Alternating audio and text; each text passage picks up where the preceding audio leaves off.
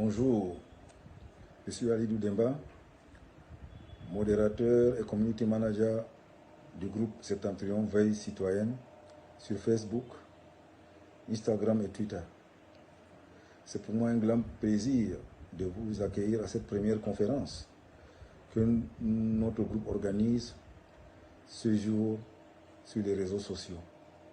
Septentrion Veille Citoyenne est un mouvement citoyen de réflexion qui se penche sur les préoccupations politiques, économiques, sociales, culturelles et environnementales de la partie septentrionale du pays en vue d'attirer l'attention des pouvoirs publics sur les problèmes que nos populations rencontrent de manière quotidienne. La conférence porte sur l'alternance politique au Cameroun, qui est un sujet d'actualité qui anime les débats et discussions, aussi bien sur les réseaux sociaux que dans les médias traditionnels. Mais malheureusement, on entend très peu parler du Grand Nord sur cette question d'intérêt capital, alors que cette partie du pays a un rôle très important à jouer dans la géopolitique de notre pays. Pour sortir le Grand Nord de ce silence médiatique et politique, Septentrion Veille Citoyenne organise ce débat et qui lui-même s'inscrit dans la dynamique des autres initiatives issues des fils de cette partie du pays pour faire entendre la voix du Nord sur cette question de la transition et de l'alternance politique au Cameroun. Je fais allusion à l'initiative 10 millions de nordistes. Alors, pour nous entretenir sur cette question, nous avons l'honneur de recevoir des invités qui sont tous fils du Grand Nord, avec des backgrounds différents. Il s'agit du docteur Amadou Chéou de l'université de Maroua, du docteur Oumarou Balarabe de la coopération française basée au Bénin, du professeur Wassouni de l'université de Maroua, de M. Yaouba Kagama de Plan International Burkina Faso et du docteur Gaël Gustave de l'université de Maroua. Ils vont respectivement nous entretenir sur le Grand Nord dans l'exercice du pouvoir dans notre pays, les forces politiques et le positionnement stratégique du Grand Nord, le nouveau leadership et le mouvement 10 millions de nordistes, la gouvernance et la forme de l'État, et enfin, un commentaire va être fait à la fin par le docteur Gaël Gustave sur les différentes interventions des panélistes. La conférence est diffusée en plusieurs épisodes à compter de ce jour. Et les détails de cette diffusion-là sont affichés sur la page Facebook et Instagram de Septentrion Veille Citoyenne. Docteur Chéou, bienvenue. Et je vous passe la parole pour nous entretenir sur le Grand Nord dans l'exercice du pouvoir au Cameroun. Je suis Amadou Chéou, enseignant-chercheur en histoire et analyste politique. Je vous entretiens aujourd'hui sur la thématique du Grand Nord dans l'exercice du pouvoir et les alliances entre le Nord et le Sud du Cameroun de 1948 à 2020. Alors pour présenter cette thématique, je prendrai quelques dates, disons 5-6 dates remarquables. Alors la première date que je prends, c'est celle de 1948 avec la création de l'UPC. Qu'est-ce qu'on constate? L'UPC étant foncièrement antinationaliste, le pouvoir colonial français va susciter des partis administratifs pour contrer son action sur le terrain et limiter son audience. Parmi ces partis-là, nous avons le BDC, le Bloc démocratique camerounais, dont le leader fut Léopold Ojoula. Et nous savons tous que notre classe politique, de la veille et du lendemain de l'indépendance, est issue de ce Bloc démocratique camerounais-là. Et nous avons l'UC, n'est-ce pas, ici, d'Amadou Ahidjo, le premier leader politique dans la partie septentrionale du Cameroun. Et également, cette UC va sortir du BDC. Alors, deuxième date importante, 1957. Alors, à la veille de 1957, c'est-à-dire le 23 décembre 1956, il y a eu des élections pour la mise en place d'une nouvelle assemblée, celle qu'on va appeler l'Assemblée législative du Cameroun. Cette assemblée comportait 70 membres. Alors, les résultats vont donner ceci.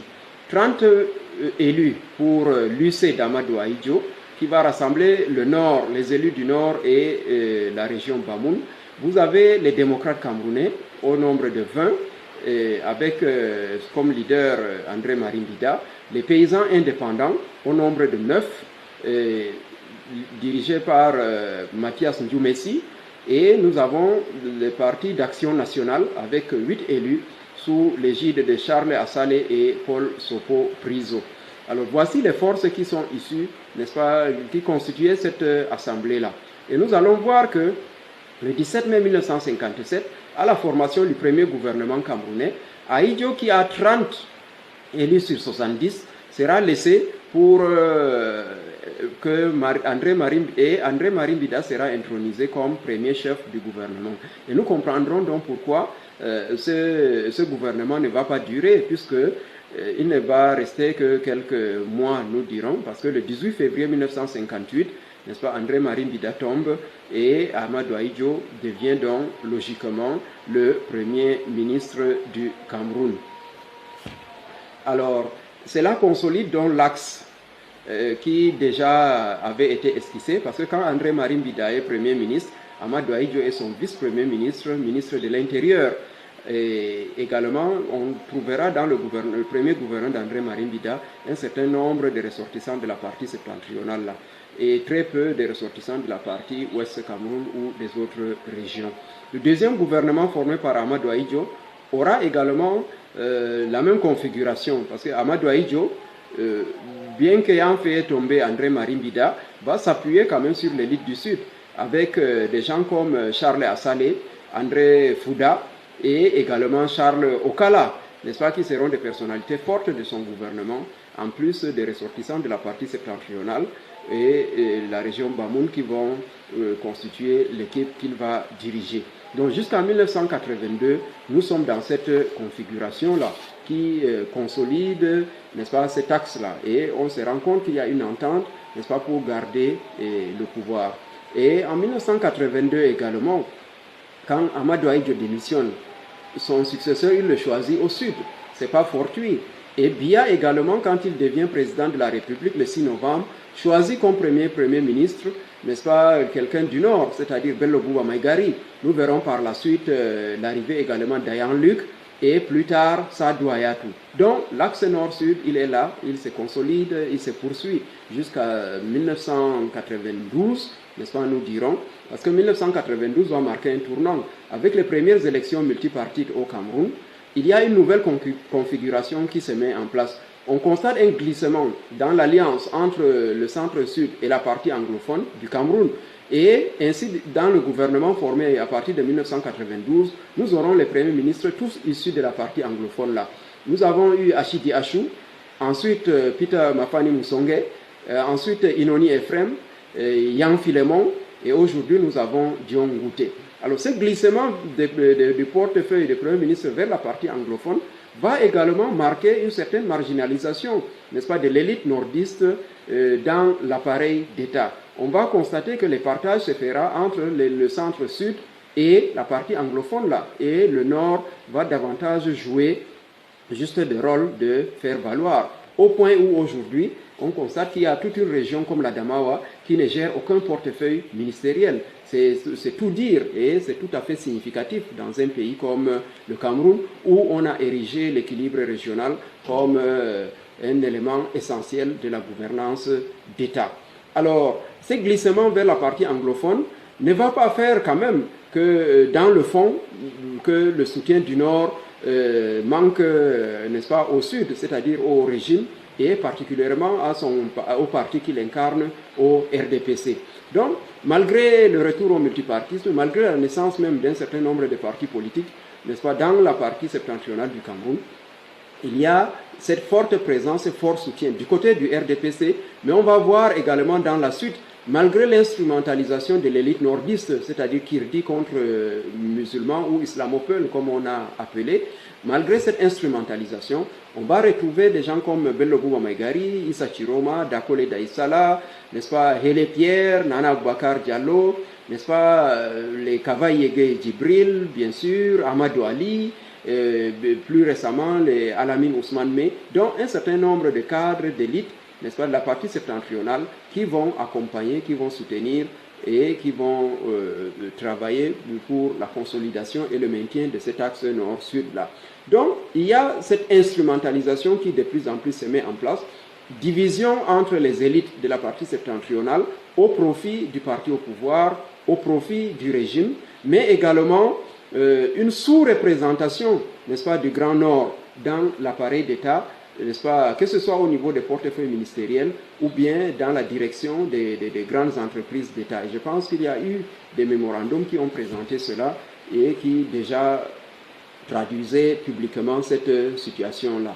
Alors, la présence des nordistes dans le gouvernement, dans l'appareil d'État, devient de plus en plus symbolique tout simplement, à des postes où il y a très peu d'impact, n'est-ce pas? Et puis, dans la formulation des projets de développement, il y a une absence de plus en plus marquée, de plus en plus affirmée, n'est-ce pas, d'investissement, de développement ou d'envergure, ce qui frise tout simplement un abandon de la partie septentrionale là, à tous les niveaux.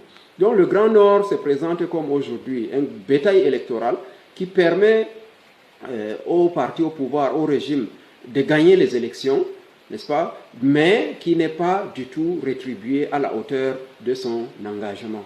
C'est dans cette situation-là que nous parvenons à 2020. 2020, c'est-à-dire l'année où on se trouve aujourd'hui. Mais 2020 est significatif parce que sur la place publique, le débat sur l'alternance, le débat sur la succession, n'est-ce pas, il est assez vif, il est assez chaud. On se rend compte que le régime, lui, il veut se succéder à lui-même en regardant ses postures, ses positionnements. On regarde également qu'il y a d'autres pôles comme la partie Ouest Cameroun qui manifeste son impatience. Alors le Grand Nord dans tout cela, aujourd'hui, est spectateur, observateur, et dans cet attentisme-là, il risque, n'est-ce pas, de ne pas être pris en compte à sa juste mesure, à sa juste valeur, n'est-ce pas, en tenant compte de son poids démographique et électoral, n'est-ce pas, de son expérience du pouvoir, n'est-ce pas, dans cette procédure, dans ces mécanismes qui sont en train de s'enclencher. Donc, il y a lieu de questionner cette alliance, ce partenariat qui a toujours existé. Il y a lieu de questionner sa viabilité, il y a lieu de questionner son avenir, mais également au niveau du Grand Nord, l'élite et la base également, les populations, se posent la question de savoir quel est leur destin. Est-ce qu'il faut le reprendre en main, c'est-à-dire présenter un candidat digne, fort, assez mature pour incarner les intérêts de la partie septentrionale du Cameroun, ou alors s'allier aux autres forces politiques? À ce moment se pose la question de s'allier avec qui, quand, comment, pourquoi, où, et tout simplement dans quel intérêt. Parce que la prise en compte, n'est-ce pas, des intérêts de la partie septentrionale doit primer sur ces positionnements-là. Donc l'alliance Nord-Sud semble avoir vécu dans la mesure où le Sud a bénéficié, a conservé le pouvoir avec le concours du Grand Nord, mais le Sud n'a pas suffisamment rétribué le Grand Nord. Et c'est là toute la problématique et toute la question qui se pose aujourd'hui vers quel avenir nous dirigeons-nous. Voilà ce que je voulais partager avec vous, n'est-ce pas? Merci et je vous écoute.